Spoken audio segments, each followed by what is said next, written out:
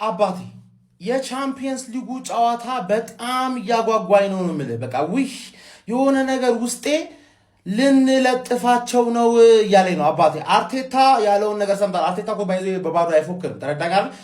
ቻምፒየንስ ኦፍ ዩሮፕ እንሆናለን ብሎ አፍተር ፓርቲ ላይ ምናምን ሲናገር ተሰርቆ የወጣ ፉቴጅ ታይቷል። አርቴታ ደግሞ ያለ ምክንያት አይፎክርም ነው የምልህ። ጠላት በዚህ ደረጃ መደሰቱ ለእኛ አሪፍ ነው። ገባ ተንቀ ስትገባ ገባ የተናቀ ቃኑ የሚያስረግዘው ምናምን የሚባል አባባል ታውቀዋለህ አይደል? ይኸውልህ ፒኤስጂን ልናስረግዛት ነው። ገባ አይደለ? ልናስረግዛት ነው። ጀማው ዝግጁ ናችሁ ወይ? ዝግጁ ናችሁ ወይ? የአውሮፓ ሻምፒዮንስ ሊግ ወሳኝ ጨዋታችንን እንግዲህ የፊታችን ቅዳሜ በቡዳፔስት እናደርጋለን። ታዲያ ይህ ጨዋታ ምሽት 1 ሰዓት ላይ ይደረጋል። ጀማው ከዚህ ጨዋታ በፊት አዳዲስ መረጃዎች እየወጡ ይገኛሉ። ምን አለ የሚለውን እስቲ ላካፍላችሁ። ፎሎ፣ ላይክ፣ ሼር፣ ኮፒ ሊንክ አድርጋችሁ ለጀማ ማዳረሳችሁ እንዳትረሱ። እንደምታውቁት ይህ የሞት ሽረት ትግል እንግዲህ ከረጅም ዓመታት በኋላ ማለት ነው በምሽቱ 1 ሰዓት ላይ እናገኘዋለን። 4 ሰዓት ላይ ነበር ብዙ ጊዜ ጨዋታ የሚደረገው። አሁን እንግዲህ ቀንሶ 1 ሰዓት ላይ ተደርጓል። ታዲያ ይሄ የሚያሳየው ምንድነው? ለመጀመሪያ ጊዜ በዚህ ሰዓት ላይ እንጫወታለን። ለመጀመሪያ ጊዜ ደግሞ አርሰናልም ዋንጫውን እንደሚያሳካው አንዱ ማሳያ ይሄ ነው። ላይዋጥለት ይችላል፣ ምድረ ቋጣሪ ማለት ነው። አይዋጥለት ተፋው ይህንን ዋንጫ ጥርግርግ አድርገን ነው ምን በላም የሆነው ጀማው። ለማንኛውም ከዚህ ጨዋታ በፊት በፒኤስጂ ቤት ውስጥ ማለት ነው እንደነ ኡስማን ዴምቤሌ፣ አሽረፍ ሀኪሚ ለዚህ ጨዋታ የመድረስ እድላቸው በጣም ከፍተኛ እንደሆነ ነው እየተነገረ የሚገኘው። ዛሬ እንደው ልምምድ ላይ ይገኛሉ ተብሎም ተጠብቆ ነበረ። ስለሱ የወጣ መረጃ ባይኖርም ለፋይናሉ ጨዋታ ግን የመድረስ እድላቸው ከፍተኛ ነው ተብሏል ጀማው። በአርሰናል በኩል ደግሞ ሙሉ ለሙሉ ተጫዋቾቻችን ለዚህ ጨዋታ ዝግጁ እንደሆኑ ነው የውስጥ ምንጮች እየገለጹ የሚገኙት። ምናልባት እየተባለ የሚገኘው የጁሊያን ቲምበር ነገር ነበር። እሱም እጅግ በጣም በጥሩ መሻሻል ላይ ይገኛል እና ለዚህ ጨዋታ ዝግጁ እንደሚሆኑ እየተገለጠ የሚገኘው። እስቲ ምን ሀሳብ አስተያየት አላችሁ ጀማው? አካፍሉኝ። ትንሽ ቆየት ብያለሁ፣ ቪዲዮ መፖስት አቁሜ ነበር ጀማው። ኮፒ ሊንክ ሼር ማድረጉን እንዳትረሱም። ይቅናል ይሄ ጨዋታ ግን ጀማው አዲስ የታሪክ ምዕራፍ የምንከፍትበት ጊዜ ይመስለኛል ጀማው። ይመቻችሁ። አርሰናል ይሄንን ጨዋታ ካሸነፈ እንደምታውቁት በታሪኩ ሰርቶት የማያውቀውን ወርቃማ ታሪክ ነው የሚሰራው። ምን ያህል እድል አለው? የሁሉም ጥያቄ ነው። ፔዤ ከባድ ነው፣ ያከራክረናል። ፓሪስ ሰን ጀርሜን ሊያሸንፍ ይችላል፣ አርሰናል ሊያሸንፍ ይችላል እንደ ግምታችን። መቼም ዘንድሮ ለአርሰናል በፕሪሚየር ሊግም በቻምፒየንስ ሊግም ከፍ ያለ ግምት ሰጥቶት እስካሁን ድረስ እስከ መጨረሻው ድረስ የተጓዘው ኦፕታ በዚህ በኩል ግምት ሳያወጣ አልቀረም። መድፈኞቹ አርሰናሎች ወሳኝ ተከላካያቸው ጁሊያን ቲምበር ለቡዳፔስቱ የሻምፒዮንስ ሊግ የፍጻሜ ጨዋታን መድረሱ ተረጋግጦላቸዋል። የአርሰናል ይፋዊ ገጾች የዘገቡ ባሉት ዘገባ መሰረት ጁሊያን ቲምበር ዛሬ ሙሉ ልምምዱን በሚገባ አጠናቋል። የሆላንድ ብሔራዊ ቡድን ለዓለም ዋንጫው ጥሪ ያደረገ ሲሆን በቡድኑ ውስጥም ተካቷል። ይህም ተጫዋቹ ሙሉ በሙሉ መዳኑን ማሳያ ነው እያሉ ይገኛሉ። በተለይ አርሰናሎች ቤንጃሚን ዋይት በዚህ ሰዓት በተጎዳበትና ለጨዋታው እንደማይደርስ በተረጋገጠበት ሁኔታ ጁሊያን ቲምበር ከረጅም ጊዜ በኋላ ወይም ከወራቶች በኋላ ከጉዳት መመለሱ አስደሳች ዜና ሆኖላቸዋል። ቡዳፔስት የፒኤስጂንና የአርሰናልን ሻምፒዮንስ ሊግ የፍጻሜ ጨዋታ ቅዳሜ አመሻሹ ላይ የምታስተናግድ ይሆናል። የአርሰናል ተጫዋቾችና የአርሰናል የቡድን አባላቶች ነገ ወደ ሃንጋሪ ቡዳፔስት ጉዟቸውን እንደሚያደርጉም የሚጠበቅ ይሆናል። ተጠባቂው ፍልሚያ ፓሪስ ወይስ ለንደን? ማን የዘንድሮ አውሮፓ ሻምፒዮንስ ሊግ ያሸንፋል? በጉጉት ይጠበቃል። አርሰናሎች የጁሊያን ቲምበር መመለስ ለቡድኑ እጅግ አስፈላጊና ጠቃሚ ሰዓት ላይ የተገኘ ምርጥ ዜና ነው እያሉት ይገኛሉ። ይመቻችሁ። መልካም ወያላ አየወይን 20 ኪሎ ቅጥፎ ለአቋማ ለቋጠሩ ራሴን እያዘጋጀሁ ነው። እንዳትዘናጋ ወያላ አድርስለት እንዳይዘናጋ። እንደ ባለፈው ቀለል አይሆንም። ሁሉ አቋማ ፋሚሊ ራስን አዘጋጅ። ለሀገር ሰላም የተፈጠረውን አይታላ እየበላው ነው። ጤናን እየጠበቅኩ ነው። መሪያችሁ በአሪፍ ሁኔታ ላይ ነው ያለው።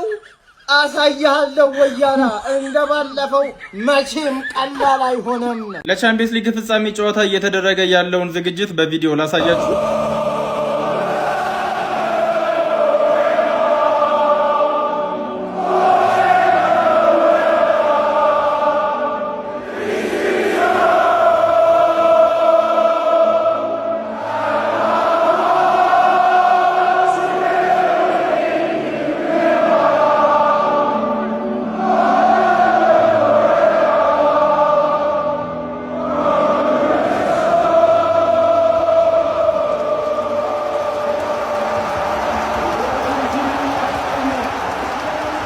ለከታችሁት መልኩ እንግዲህ በግዙፉ በፑሽካሽ አሬና ለሚደረገው የፍጻሜ ጨዋታ ዝግጅቶች እየተጠናቀቁ ይገኛል። ክለባችንም የፕሪሚየር ሊጉን ዋንጫ ማሳካታቸውን ካረጋገጡ በኋላ ሙሉ በሙሉ ፎከሳቸውን ወደ ቻምፒየንስ ሊጉ የፍጻሜ ጨዋታ አድርገው ዝግጅታቸውን አጠናክረው እንደቀጠሉ የሃንድ ኦፍ አርሰናል መረጃ አሳይቷል። እንግዲህ የቅዳሜውን የፍጻሜ ጨዋታ በተመለከተ አዳዲስ የሚወጡ ቪዲዮዎች ካሉ ይዤላችሁ መጣ ይሆናል። ይሄንን ለመናገር ብዙ ሰው አይደፍርም ነበረ። ይህንንም በመናገሬ ብዙ ሰው አሽፎብኝ ነበረ። ጊዜው ከ11 ወራት በፊት ነው። እዚህ ጋር እንደምትመለከቱት ትንሽ አዳምጣችሁ ተመለሱ እስኪ ቪዲዮ። አርሰናል የሚቀጥለው ዓመት አትሊስት ነው የምላችሁ 2 ዋንጫዎችን ያሸንፋል። በእርግጠኝነት ነው የምነግራችሁ። ዙቢሜንዲ አሁን መምጣቱ አይቀርም። ኦልሞስት ያለቀ ዝውውር ነው። ቤንጃሚን ሼሽኮም ይሁን አጥቂ ሲመጣ ወርልድ ክላስ የሆነ አጥቂ እንደሚመጣ እርግጠኞች ነን። ያ ከሆነ አርሰናል የሚቀጥለው ዓመት እመኑኝ በትንሹ 2 ዋንጫዎችን ያሸንፋል። በዚህ ጊዜ አርሰናል ትልልቅ ተጫዋቾቹን አላስፈረመም። ዙቢሜንዲ፣ ቪክተር ጌኬሬሽ፣ ማድዌኬ ሁሉንም ማለት ይቻላል ገና ምንም አላስፈረመም ነበረ። ግን 2 ዋንጫ ያሳካል ብያችሁ ነበረ። እኔ አንዱን አሳክተነዋል። አንዱ ቅዳሜ ይቀረናል። እስካሁን ድረስ ባየኋቸው ነገሮች አርሰናል ይህንን ዋንጫ ከማሸነፍ የሚያቆመው ነገር የለም። ጊዜው ሲደርስ የተወሰነ ነገር እላችኋለሁ። እናንተ እስከዛው ድረስ ፒኤስጂ ምኑ ጠንካራ ነው፣ ምኑ ደካማ ነው? አርሰናልስ ይሄንን ፒኤስጂን አሸንፎ ዋንጫው ማሸነፍ ይችላል?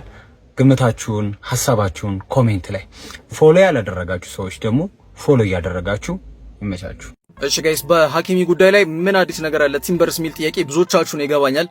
ሐኪሚ ትላንትና ልምድ ሲሰራ በይፋ ታይቷል። ኢንዲቪጁዋል ትሬኒንግ ከሰራ በኋላ ይሄ የቲም ትሬኒንግ ነው። የቲም ትሬኒንግ ትላንትና ፒኤስጂ እዛው ፓሪስ ላይ ባደረጉት የልምድ ማዕከል ላይ ነው የታየው ማለት ነው። ቪዲዮ ልጋብዛችሁ።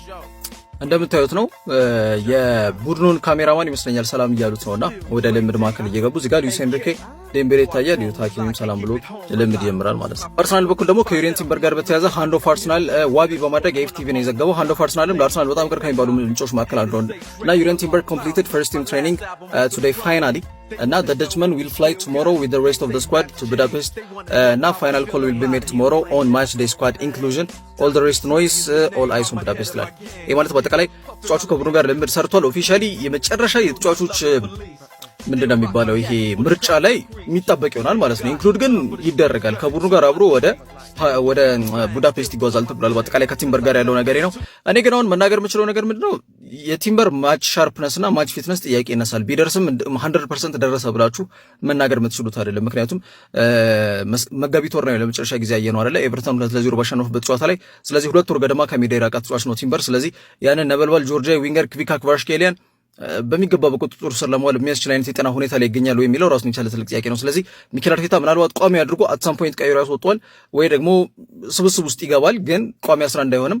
ሙስኬራን አስገብቶ አት ሳም ፖይንት ቲምበር ላይ ያስገባ የሚችልበት እድል ሰፊ ነው ብዬ መናገር ይችላል። ስለ ሐኪሚ ግን ሐኪሚ ያው የቡድን ትሬኒንግ ከሰራ ልጁ ግልጽ በሆነ መንገድ ጨዋታ ለማድረግ ዝግጁ ነው ማለት ነው። ምናልባትም በቋሚ አሰላለፍ ውስጥ ገብቶ ሊጫወት ይችላል። እሱም ግን ተመሳሳይ ነው። በነገራችን ላይ እሱም የዚህ የባት አካባቢ ወይም ደግሞ የጭን ጀርባ ምድር ይባለው ባት ነው አይደል? ታፋ ነው ይባለው ብቻ ኤኒዌይስ እዛ አካባቢ የጡንቻ መተሳሰብ ጉዳት አጋጥሞት ነው ለአንድ ወር ገደማ ከሜዳ የራቀ ተጫዋች ነው በነገራችን ላይ። ስለዚህ እሱም ይሄ እንዴት ነው ፊት ቢሆንም 100% ፊት የምትሉት አይደለም። በፊት ከሳምንት ሲጮት የነበረውን አይነት ስታሚና አይደለም ሊያገኝ የሚችለው። ስለዚህ እሱም 90 ደቂቃ ይጮታል የሚለው ራሱን የቻለ ትልቅ ጥያቄ ነው። ግን አትሰም ፖይንት ትንሽ ተጫውቶ ዋረን ዛይረምሪ እሱም ቦታ ሊይዝ የሚችልበት እድልና ፋቢያን ሩይዝ ደግሞ የአማካይ መስመር ላይ ሊሰልፍ ይችላል። በተለይ ደግሞ ጨዋታውን እየመሩ ከሆነ ያንን ውሳኔ ሊወስን የሚችልበት እድል በጣም ከፍተኛ ስለመሆኑ መናገር ይችላል። አፕዴቶቹን ስለጠየቃችሁኝ ይሄን ይመስላል። ኮፒ ሊንክ አድርጉ። ይመቻችሁ። እሺ ዩናይትድ ደጋፊዎቼ ጸሎት መሰል ቋጠሮ ነው። አብረን አሜን እንላለን፣ እንጸልያለን። ፈጣሪ ሆይ የክሪስታል ፓላስ አውሮፓ ላይ ዋንጫ ማንሳት ለሌሎች እንግሊዝ ቡድኖች ምሳሌ ምልክት አይደለም በለኝ። አሜን። እንደግመዋለን። የፓላስ ዋንጫ ማንሳት ለሌሎች እንግሊዝ ቡድኖች ምልክት አይደለም በለኝ። አሜን አሜን። እስቲ አንድ የ100 ቢሊየን ብር አንድ የስፖርት ቢዝነስ አይዲያ ሼር ላርጋችሁ። እውነት ለመናገር ሰሞኑን በጣም በዚህ ጉዳይ ላይ አእምሮ የትኩረት አድርጎብኛል። በተለይ የአርሴናል ደጋፊዎችን ፍቅር ካየው በኋላ እንዳልኳቸው ከመፍረድ የተለያዩ ሀሳቦችን እነዚህ ሰዎች ፎርዋርድ ባረግ ጥሩ ነው ብዬ አስቤ ነው። አሁን ኢትዮጵያ ውስጥ ምን ያህል የአርሰናል ደጋፊዎች አሉ ብዬ አሰብኩኝና ሳሰላ ወይም ደግሞ ቲአርቲ አፍሪካ ባወጣው ሪፖርት ላይ ሲያሳይ ከ15 እስከ 20 ሚሊዮን የሚጠጉ የአርሰናል ደጋፊዎች አለ። ይሄ ሁሉ ታዲያ ሰው ያለ ላንቃው እስኪቀደድ ከሚጮው ለምንድን ነው ይሄን ጩኸቱን ወደ ገንዘብ ማይቀይረው ብዬ አሰብኩኝ። ስለዚህ ወደ ገንዘብ መቀየር ከተፈለገ አንድ ቢግ አይዲያ ማምጣት ይቻላል። ለምሳሌ አንደኛው አይዲያ ክሪቲካሊ አርሴናል ቢዝነስ ግሩፕ የሚል አክሲዮን ማህበር ያቋቁማሉ። ካቋቋማችሁ በኋላ አርሴናል ቢዝነስ ግሩፕ የሚለው አክሲዮን ማህበር ላይ እያንዳንዱ የአክሲዮኑ አባል በትንሹ የመጨረሻው አክሲዮን ሽያጭ 10 ሺህ ብር የሆነለት ገንዘብ ቢያዋጣ ይሄ ወደ 100 ቢሊየን ብር ይመጣል። በዚህ ምን ይደረጋል? ዓለም አቀፍ ሜጋ ስቴዲየም የሚባል አንድ ቢግ ሜጋ ስቴዲየም ይቋቋማል። ይሄ ሜጋ ስቴዲየም ዋናው ስራው ምንድነው? በጣም ብዙ ነግራችኋለሁ። ከዛ ውጪ ይሄ ሜጋ ስቴዲየም 5.5 ቢሊዮን ዶላር ያክል ያወጣል። በትንሹ 70 ሺህ መቀመጫ ያለው በጣም ትልቅ የሆነ ስቴዲየም ልውጣ ቢባል እስከ እንዳልኳችሁ እስከ 5.5 ቢሊዮን ዶላር በላይ ያወጣል። ያ ወደ ኢትዮጵያ ገንዘብ ሲቀየር ወደ 800 ቢሊዮን ብር ይጠጋል። እዚህ አክሲዮን ማህበር አባላት ዓለም አቀፍ የሆነ 75,000 ሰው ማስተናገድ የሚችል ቢግ ስቴዲየም። እነዚህ ሜጋ ስቴዲየሞች አንደኛው ለምሳሌ ደቡብ አፍሪካ ላይ ያለው ከ94,000 በላይ የሚይዘው በግብጽ ሁለት አይነት አሉ። አንደኛው 93,000 በላይ የሚይዝ፣ አንደኛው 86,000 በላይ የሚይዝ በጣም የምትገርመኝ ሀገር ዲሞክራቲክ ሪፐብሊክ ኦፍ ኮንጎ ናት። ከ80,000 በላይ ተመልካች የሚይዝ ትልቅ ስቴዲየም ሜጋ ስቴዲየም አላት። እንደሚታወቅ አይቮሪ ኮስት ላይም ከ60,000 በላይ ሰው የሚይዝ ሜጋ ስቴዲየም አላቸው። ስለዚህ ልክ እንደዛ ሁሉ ኢትዮጵያ ውስጥም ይሄ የአርሴናል ቢዝነስ ግሩፕ በሚያወጣው አክሲዮን መሰረት ሜጋ ስቴዲየም ቢግ ስቴዲየም ኢትዮጵያ ላይ ይሰራል። በዚህ ምን ይጠቀማል? ስቴዲየሙ ላይ ለምሳሌ ኔሚንግ ራይት መሸጥ ይችላል። ስቴዲየሙን በጣም ትላልቅ ኩባንያዎች መሸጥ ይችላል፣ በስፖንሰርሺፕ በመሸጥ ከዛም በሚሊዮን የሚቆጠር ዶላሮችን ሜክ ማድረግ ይችላል በአመት። በጣም ግዙፍ የትኬትና የውጤት ገቢ ደግሞ መሸጥ ይችላል። 75,000 ያክል ተመልካች በአንድ ጊዜ ትኬት ስቴዲየም ሲደረግ ምን ያህል ገንዘብ ሊያገኝ እንደሚችሉ አስቡ። ኮንሰርቶች፣ ዝግጅቶች ማዘጋጀት ይችላሉ። ቪአይፒ የሉክስ ክፍሎች ሽያጭ የሚባሉ ከታች የሚወጡ እንደገናም ደግሞ የንግድ ማስታወቂያ ቦታዎች ላይ ኢንተርናሽናል ካምፓኒዎችን ይሸጣሉ። አፍሪካ ላይ የሚደረጉ በጣም ትላልቅ ጨዋታዎችን አትራክት ማድረግ ይችላሉ ወደ ኢትዮጵያ። ወይም ደግሞ የስፖርት ቱሪዝምን ይጨምሩበታል። ስለዚህ በዚህ የተነሳ ይሄ አክሲዮን ማህበር በቱሪዝም በሌሎችም ነገሮች ላይ የሚያገኘው ገቢ የመጀመሪያው ቢግ ፕሮጀክቱ ዓለም አቀፍ ሜጋ ስቴዲየም መስራት አድርጎት ይጀምራል ማለት ነው። ከዛ በኋላ ወደ ባንኪንግ ሲስተም መግባት ይችላል። የስፖርት ትጥቆች አምራች መሆን ይችላል። ለምሳሌ እንበልና ይሄ የአርሴናል ቢዝነስ ግሩፕ ሊያደርግ ከሚችላቸው ነገሮች መካከል አንዱ ቲሸርቶች 10,000 15,000 በድጋፍ የአርሴናል ደጋፊዎች የሚገዟቸው ቲሸርቶችን በራሱ ያመረተ ፋብሪካ ከፍቶ የስፖርት ትጥቆችን ለዓለም ኤክስፖርት ማድረግ የሚችል ብራንድ መሆን ይችላል። ይሄን ነገር ይዞ ሰውየው ከጩኸቱ ብሎ ከሚደግፈው ነገር ቢዝነስ ሜክ ማድረግ እየቻለ ገንዘብ አውጥቶ ጠጅና አረቄ ገልብጦ ያለውን ከኪሱ ያለውን ገንዘብ 10,000 20,000 ብር ጨፍጭፎ ወደ ቤቱ ሲገባ ይሄ ያደነቁራል። ይሄ በሽታ ነው። ስለዚህ ወደ ቢዝነስ ቀይሩት። የ100 ቢሊዮን ብር ቢዝነስ ስሩበት። አክሲዮን ማህበር አቋቁሙ። ይሄን የምትሰሙ አንድ ሰርት ቤተሰቦች ይሄን በጣም ቀላል ነው። ይሄን ነገር ለማደራጀት በህግ አደራጅታችሁ የአርሴናል የክለብ ማለት የቢዝነስ ግሩፕ አቋቁሙ። ሜክ ማኒ አውት ኦፍ ኢት። ከዛ ገንዘብ ተጠቀሙ። ጩኸታችሁ አልባከነም ማለት ነው የሚለውን ወንድማዊ ምክር ለመጠቆም ነው። አመሰግናለሁ።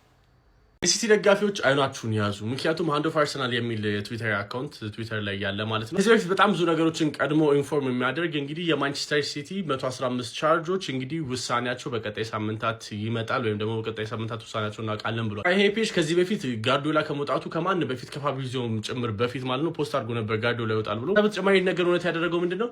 ጋርዲዮላ እንደምታውቁት 1 ዓመት ኮንትራቱ ላይ ያለው ነው የወጣው። እናም ከዚህ በፊት የማንቸስተር ሲቲ ቻርጆች የሚገኙ ከሆነ ጥፋተኛ ተብሎ የሚነገሩ ከሆነ ቀጣይ ቀን እኔ ለቃለሁ ወይም ደግሞ ለቃቂ ነኝ ብሎ ተናግሮ ነበር። ሜቢ ለዛ ነው 1 ዓመት ኮንትራቱ ላይ ያለ ጋርዲዮላ ከማንቸስተር ሲቲ ቤት እየወጣ ያለው የሚል ዜናዎችም ወይም ደግሞ ይሄ ሩመር እየተሳፈራፋ ነው። ይሄ የሚሆን ከሆነ እንግዲህ ቅጣቱ ምንድነው የሚሆነው? አንዳንዶች የሚሉት ምንድነው 2 ትራንስፈር ባን ነው ወይም ደግሞ 2 ትራንስፈር ዊንዶ ላይ ተጫዋች እንዳያስፈርሙ ነው። ከዛ በተጨማሪ ደግሞ የ60 ነጥብ ቅነሳ ነው ቀጣይ ዓመት ሲጀምሩ እየተባለ ነው።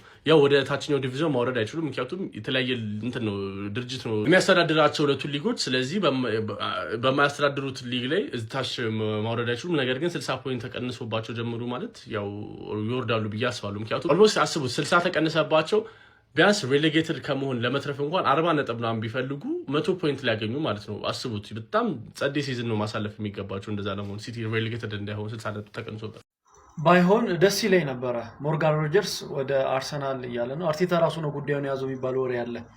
ባይሆን ደስ ይለኛል። አርሰናል ቲም ላይ ክሬቲቭ የሆነና ከምንም ጎል የሚያስቆጥር ተጫዋች መጨመር ማለት ሴት ፒስ ጨዋታቸው ሊቀር ሊጮቱ ነው ማለት ነው። ተጫውተው ሊበሉ ነው። እሱ ደግሞ ይደብረኛል እና ሌላ ቲም የለም ጠንካራ ያለ። ማንቸስተር እንኳን አይፈልገው፣ ቼልሲ፣ ቶተንሃም፣ ሊቨርፑል፣ ሲቲም አያስፈልገውም። በርታ በሉና ይሄን ነገር መላ በሉት። ከእንግሊዝ ውጪ ያላችሁም ቲሞች እንጂ አርሰናል ከዚህ በላይ እንደዚህ አይነት በራሱ ተጽዕኖ የሆነ ነገር መፍጠር የሚችል ካለ ዋንጫውን ባይበላው እንኳን ፕሌየር ኦፍ ዘ ሲዝን ይበላል፣ ፕሌየር ኦፍ ዘ ዊክ ይበላል፣ ዘመንዝ ይበላል። እንዴት ይሆናል ታዲያ? ዋንጫ በሉ ማለት እኮ ነው። በስመ አብ! በታሪክ ያየሁት ፈጣኑ ሂር ዊጎ ኩለርስ ሂር ዊጎ አንቶኒ ጎርደን ከኒውካስትል ዩናይትድ ወደ ባርሴሎና ይህንን ዝውውር ከ10 አድርጉት። እንግዲህ አንቶኒ ጎርደን እንግሊዛዊ የመስመር ተጫዋች እንግዲህ ከኒውካስትል ዩናይትድ 70 ሚሊዮን ፓውንድ ቀጥታ የሚከፈል ከጭማሪ ክፍያዎች ጋር 80 ሚሊዮን ፓውንድ ማለትም 10 ሚሊዮን ፓውንድ ቦነስ ለኒውካስትል ተከፍሎ ወደ ባርሴሎና እንደሚመጣ ተረጋግጧል። ተጫዋቹ በነገራችን ላይ በነገው ዕለት ወደ ካታላኑ ክለብ ባርሴሎና የሚያመራም ይሆናል። የሕክምና ምርመራውንም ከዓለም ዋንጫው በፊት አጠናቆ በይፋ ይህንን መለያ የሚያጠልቅ ይሆናል ማለት ነው። አንቶኒ ጎርደን ምን አይነት ፈጣን ዝውውር ነው ያየነው ጋይስ። እኔ ምናልባት ይሄ ፈጣን ዝውውር እንደ ምሳሌነት ያገለግላል። ለምን ለሌሎች ዝውውሮች አሁን ወደ ገበያው በደንብ እየገባን ይመስለኛል። ባርሴሎና ተመልሷል። ፋይናንሻል ሲቹዌሽኑ እንዳየሁት ከሆነ ቀላል አይደለም በዚህ ፍጥነት ዝውውሮችን መጨረስ። ያው ላለፉት ሳምንታት በጣም ተያይዞ ነበር ስሙ ሲሰራበትም የቆየ ይመስለኛል። እንደው ዣኦ ፔድሮን ተባለ እንጂ ወደ እንግሊዝ የሄደበትን ምክንያት ዴኮ አይ ቲንክ የአንቶኒ ጎርደንን ስራ ለመጨረስ ነው እና ይመቸው በትክክለኛው ሰዓት ሄዱ ትክክለኛ ዝውውር አጠናቀው ነው እንግዲህ እየመጣ የሚገኘው። ብዙዎቻችሁ ተቃውሟችሁታል ይህንን ዝውውር። አይ ዶንት ኬር ፍሊክስ ካመነበት፣ ዴኮስ ካመነበት፣ የክለቡ አመራሮች እስካመኑበት ድረስ እኔ የባርሴሎና ካዝና ተቆጣጣሪ አይደለሁም። 100 ሚሊዮን ፓውንድም ለጎርደን እናውጣ ካሉ መብታቸው ነው። የተጫዋቹን ጥቅም መረዳት አለብን። ቨርሳታይል ነው፣ በተለያዩ ቦታዎች ላይ መጫወት ይችላል። ለፍሊክስ ሲስተም ለፕሬሲንጉ እጅግ በጣም ቁልፍ ከሆኑ ተጫዋቾች መካከል አሁን ላይ አውሮፓ ውስጥ ካሉ ዊንገሮች አንደኛው እሱ ነው። ባይዘዊ ራሽፎርድም ሊቆይ የሚችልበት ኦፕሽን አለ። ይሄዳል አልተባለም ስቲል ባርሴሎና ምናልባት በሌላ ውሰት ኔጎሽት ሊያደርግ ይችላል። ዩሊያን አልቫሬዝም ይመጣል። አስቡት አንድ ተከላካይ ይመጣል። በርናርዶ ሲልቫም ሊመጣ ይችላል። በጣም የሚገርም ዝውውር ነው እያሳለፍን የምንገኘው ጋይስ። ኤኒዌይስ ኮፒ ሊንክ ሪፖስት ይደረግ፣ የፕላስ ምልክቷን እየነካችሁ ፎሎ አድርጉ። ይመቻችሁ። እንኳን ደስ አላችሁ ኩለርስ።